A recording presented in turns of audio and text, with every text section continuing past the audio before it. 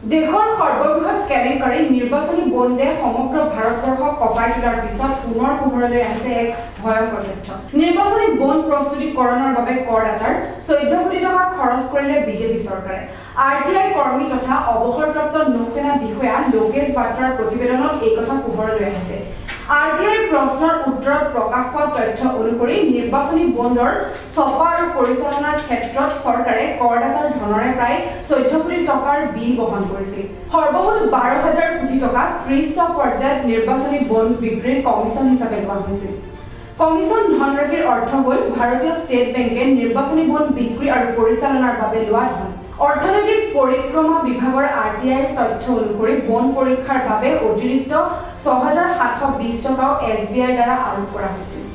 কিন্তু এই ক্ষেত্ৰত আশ্চৰ্যজনক কথা যে এই বণ্ডসমূহ ছপা আৰু পৰিচালনাৰ খৰচ কোনো বণ্ডদাতা বা ক্ৰেতাই গ্ৰহণ কৰা নাছিল।